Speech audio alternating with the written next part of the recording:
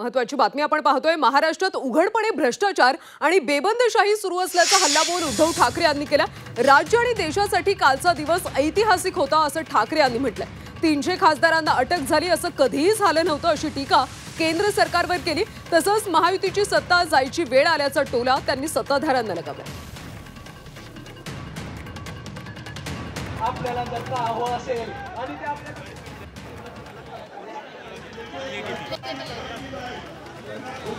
पद्धतीनं उद्धव ठाकरे यांनी म्हटले महाराष्ट्रात उघडपणे भ्रष्टाचार आणि बेबंदशाही सुरू असल्याचा हल्लाबोल त्यांनी केला।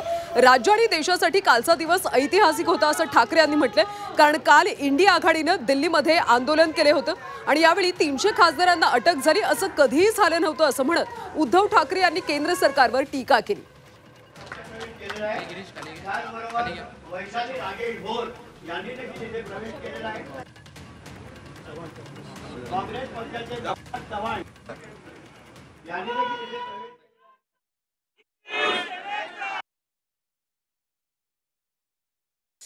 महाराष्ट्रामध्ये जे काही चाललेलं ते आपण सर्व पाहतो आहोत आणि आपण सगळे भोगतो आहोत। भ्रष्टाचार एवढ्या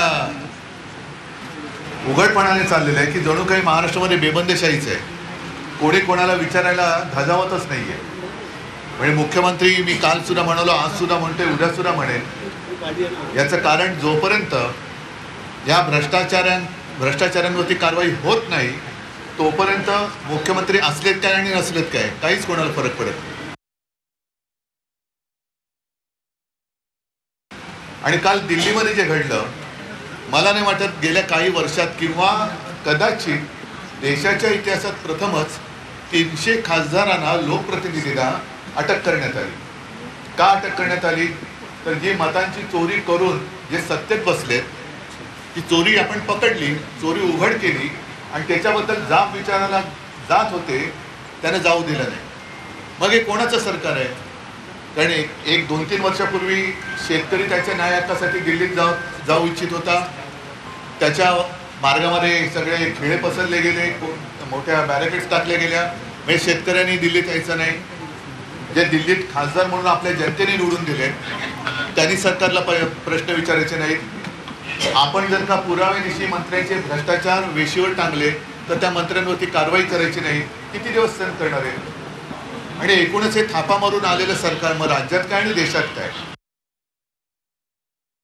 एक आपल्या डोळ्यावरच्या पट्ट्या आता दूर होत चाललेला आहे। आणि म्हणून मला तुमचं कौतुक आहे। आज तुम्ही सगळेजण जे शिवसेनेत आलेले आहात तुमचं कौतुक आहे। कारण सत्तेच्या नादाला लागून भले भले बिघडलेले, भले भले गेले आणि आता गेल्यानंतर कपाळावरती हात मारून बसले। कारण आता अशा वेळेला गेले की तिथली सत्ता आता जायची वेळ आलेली आहे। सगळ्यांचे दिवस काही सर्वदा असे सगळ्यांना फसवू शकतात असे नसतात।